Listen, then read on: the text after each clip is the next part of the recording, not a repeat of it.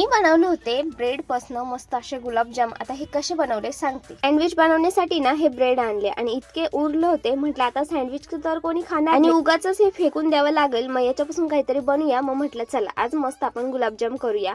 त्यासाठी ना ब्रेडचे जे काट असते ते मी सगळे काढून घेतले आणि देवश्री सुद्धा मला एंटरटेन करायला आली होती, मग तिला साईडला ठेवलं आणि जो मधला जो व्हाईट पोर्शन होता तो छान मिक्सर मधून दळून घेतला।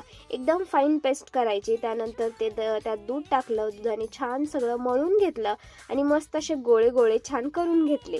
नंतर हे सगळे गोळे ना म्हणजे आपले गुलाबजाम आहे ना सगळे तेलातून तळून घ्यायचे आणि एकीकडे मी गुलाबजाम तळत होते, दुसरीकडे मी पाक सुद्धा करायला ठेवला होता आणि याला ना इतका काही पाक लागत नाही, त्यामुळे पाक थोडा कमी केला तरी चालतो। आता ना गुलाबजाम तळल्यानंतर आहे ना जे आपला जो गोल असतो ना त्यामध्ये पाक व्यवस्थित जावा यासाठी ना पिण्याने मी असे होल करते आणि त्यानंतर सगळे गुलाबजाम त्या पाकात टाकले, थोडं वेळ थंड होण्यासाठी ठेवलं आणि 5-10 मिनिटांनंतर म्हटलं चला खाऊन बघूया। तर आपले गुलाबजाम एकदम छान रेडी झाले होते आणि खरंच खूप छान लागत होते। सो तुम्ही सुद्धा एकदा नक्की ट्राय करा।